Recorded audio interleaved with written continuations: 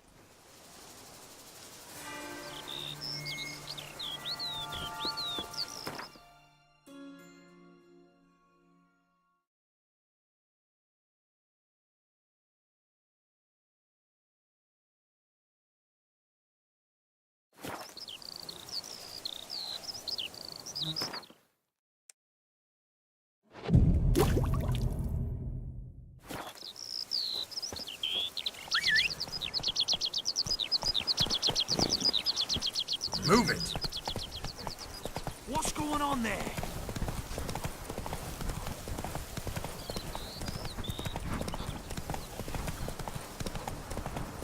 Bloody hell!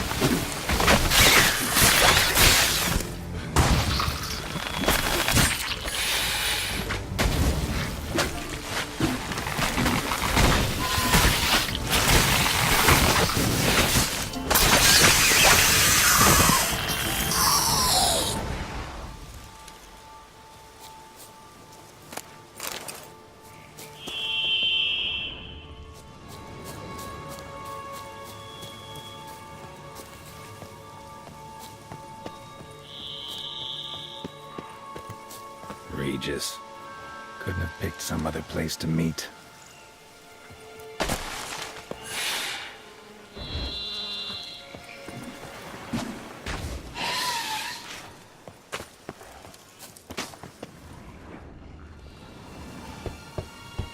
Regis!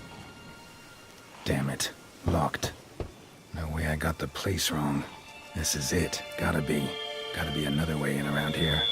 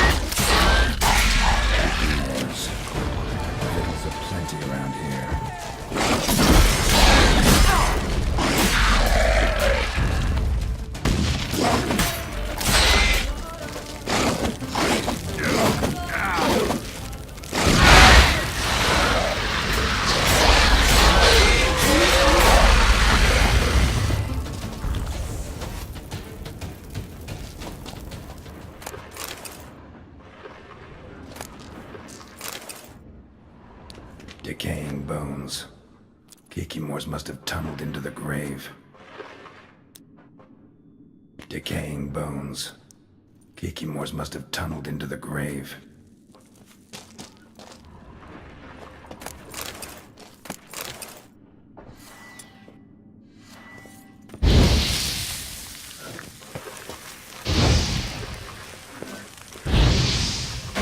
Some stench.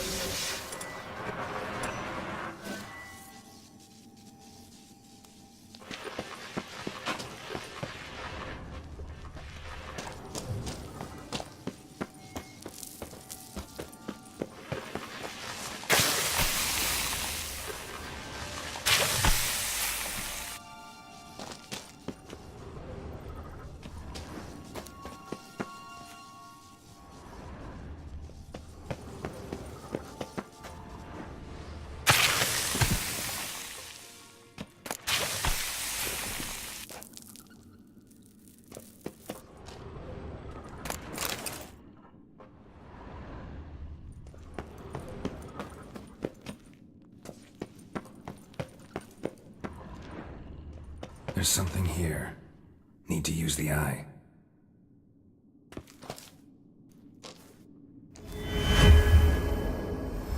Interesting.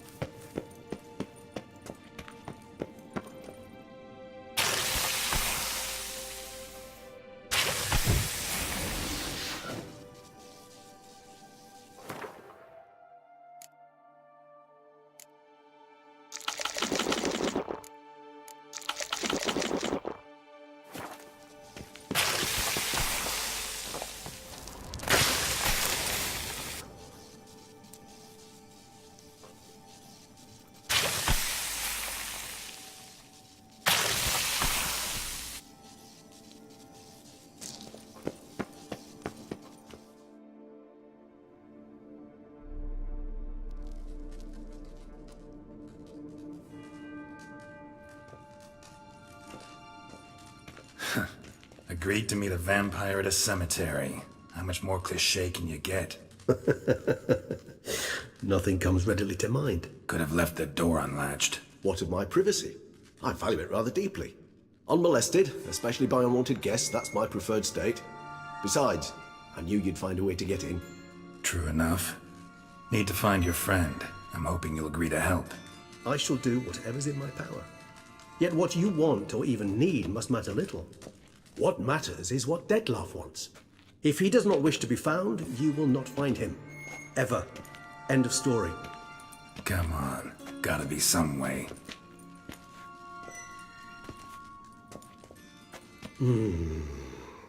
Vampires can evade detection by the senses, and no divination magic works on us.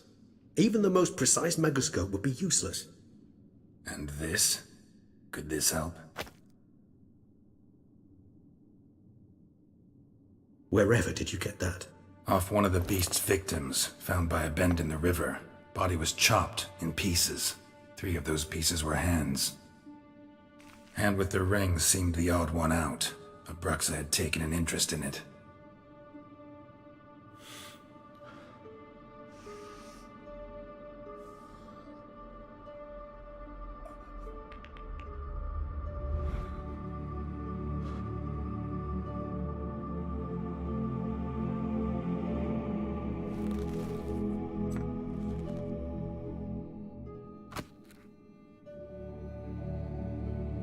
It's Dettlaff's hand, without a doubt. It will do splendidly.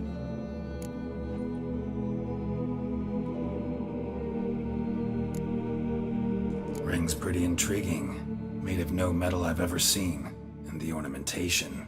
It comes from our home, where we lived before the conjunction of spheres. It's actually mine.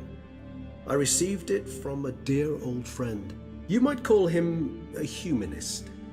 He saw us vampires as guests here, guests who owe their hosts, meaning you humans and the elder races, respect. Respect? Meaning not to treat us like cattle to be slaughtered for food? Precisely. And the reason why I in turn gave it to Dettlaff. To remind him of the ideals my old friend championed. The hand. What do you plan to do with it? You've heard of Kovinaris' theory of tissue memory retention. Rings a distant bell. Read about it in Alchemia Oblitera. There's a copy at Kaer Morhen, tattered, nearly disintegrated. But if memory serves, Kovinaris never managed to prove it worked. He did prove it, just never managed to publish his findings. He and I corresponded, you see, after we became friends. Thus, I know he completed his research and performed the first tests. It's complicated, so without delving into details, it is possible to use any piece of tissue to reconstruct what a whole body experienced. How's it work? We need any special equipment? We must brew a decoction which Kovinaris gave a rather poetic name, resonance. Once imbibed, it sends one into a trance similar to that induced by narcotics. This triggers visions of events linked to strong emotions experienced by the tissue's owner. Picture it as dreaming a fragment of someone's life. Any chance we might see what Dettlaff was doing just before he lost his hand? Indeed. Though I also hope resonance will reveal the location of Dettlaff's hideout. Can't you just summon Dettlaff? You're both hired vampires, there's gotta be a way. If I'm to be entirely candid, there is indeed one. But believe me, we will be better off never availing ourselves of it. It is a last resort. Absolutely. Last resort? The hell? Why? There is a being who can summon Dettlaff. Possesses the authority, even the power, to force him to appear in a given place. But the very act of contacting this being, well, it's akin to walking a slack line extended over a chasm filled with molten lava. An exercise as perilous to me as it would be to you. A risk I'm unwilling to take. I beg you, let's do it my way. It will be both quicker and easier. Kovinaris spent half his life proving his theory. Wild guess. Making a dose of resonance won't be easy. You guessed correctly. In addition to Dettlaff's tissue, we shall need a powerful occipital lobe stimulant. Effectively a poison, to make one susceptible to visions. Well, got a few ingredients to choose from. Unfortunately, all are pretty rare. There's Mamoon glands, but closest ones I know of are in Vizima. A spotted white saliva would also serve, but they were culled to extinction over a century ago. Could go with a kobold's eyes, but the creatures are sentient. Rather not gouge one's eyes out. Given that we lack the time to sleuth this out ourselves, permit me to summon some help.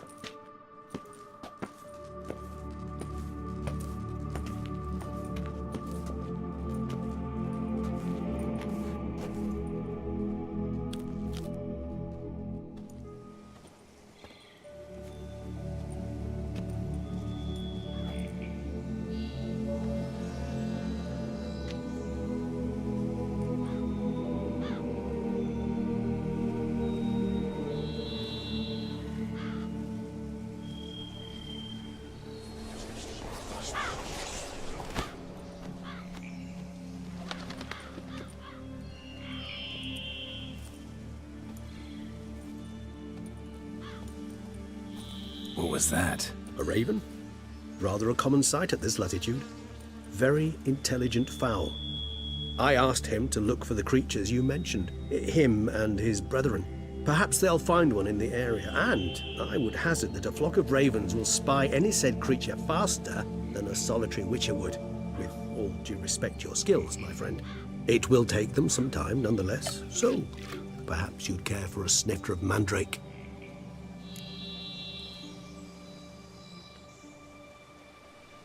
Rarely say no to a snifter. Sadly, this is but a weak infusion rather than a proper distillate.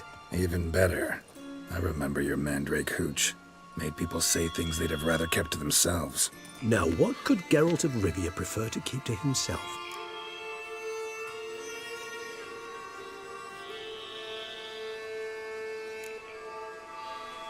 So, think you've set a nice little trap for me? Sorry. Want to get me to confess? Gonna have to try harder. I love a challenge. In that case, my ears are cocked. What must I do? How about you get the ball rolling? Reveal one of your secrets. Vampires, intriguing creatures, must lead fascinating lives.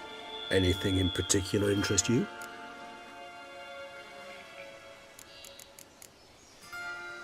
Always fascinated me the way vampires can regenerate.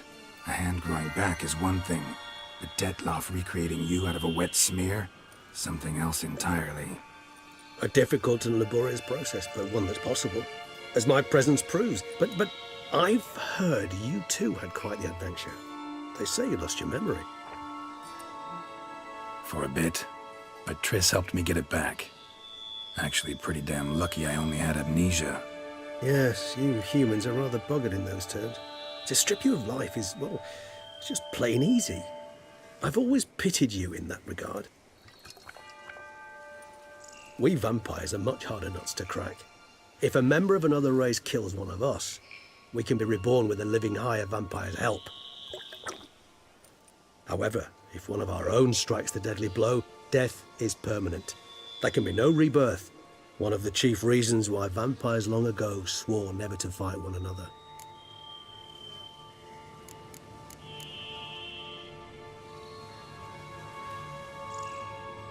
Got a new life, new body. That give you a new start? Blank slate? Starting all anew is a very broad concept. What exactly do you mean? Your blood addiction, say. Wondering if your body's the same, if it still remembers. Maybe if you drank now, you wouldn't get hooked. All addictions are a form of slavery. Re-addiction's not a risk I'm willing to take, just to test a hypothesis about corporeal regeneration and whether propensities carry over. Fair enough. Curiosity, that's all. Sorry. Not to worry, Geralt.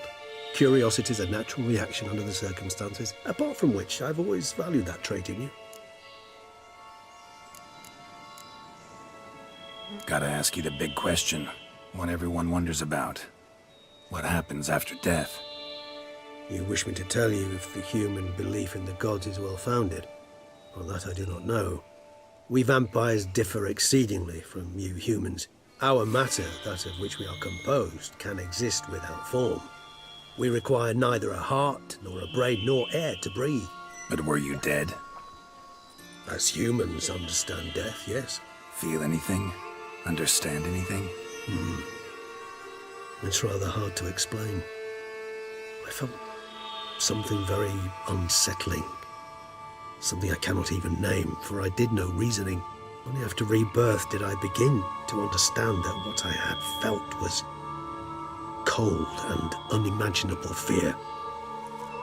If not for Detlef, I might have drowned in an eternity of icy terror. Can't have been alive then.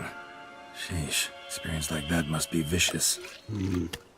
Indeed, it's hard to compare to anything I know. Yet you are aware we don't see death as you do. The way you cling to life, we find it entirely peculiar. You are mortals, ergo it's a foregone conclusion. You will die. It's but a question of time. Thus, I often find myself wondering why you try so very hard. To die at 20 years, 40, even 100, what's the difference? They're all but the blink of an eye. Depends on your point of view. Man who's got 1,000,000 crowns to spend can't possibly understand one who's only got 20. Very true. One's outlook can indeed change much. Curious what you did after you were reborn. As I'm sure you can surmise, at first I was thoroughly absorbed with recovering. As it is, I've still not recovered completely. Yet I was so weak the first year that I could not stand or move on my own. Detlef bore my weakness bravely, showed great patience. If not for him, I wouldn't be here, and I'd have regenerated far slower. Once I could at last stand unassisted, I set off for Bruges, for my one-time home of Dillingen. There I led the peaceful life of a rural healer and surgeon, enjoying my neighbours' respect and, in fact, constituting the exact opposite of the monstrous vampire the populace imagines. Bruges, you say? Rebirth make you sentimental? Perhaps a dash. But what of you? Where have you been? Ever find your Cyrilla? Back then, yeah. But we parted again soon after. And when the time was ripe, she came back, defeated the Wild Hunt together. Seems I certainly missed quite a bit while I was absent. True enough. But it's a conversation we'll have another time. Need to know more about you now. All right, give you one question. What do you want to know? One question to ask one as fascinating as you, Geralt.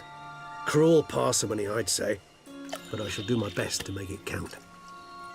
If you were to die and be reborn as I was, in your new life, would you choose to be a Witcher?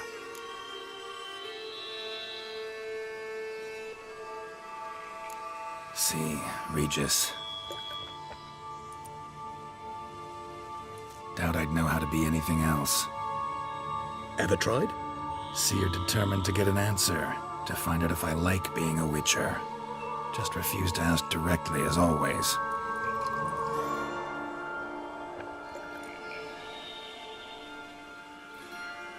I like being on the path.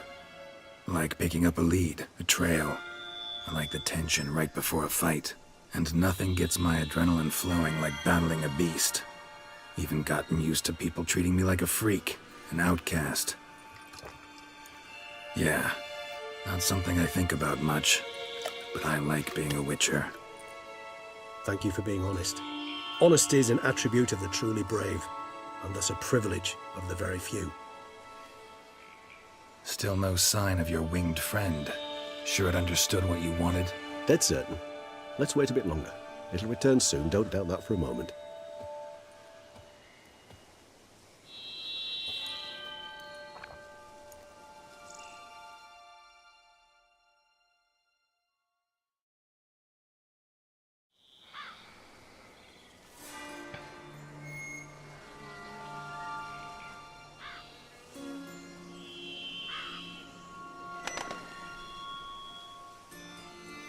Ever vigilant, even in his sleep.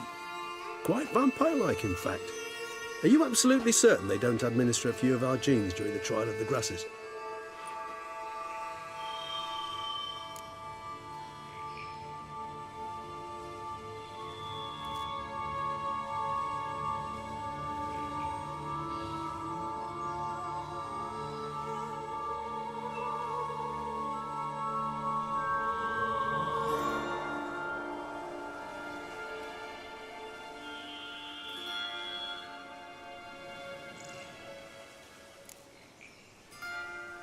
Appreciate the compliment.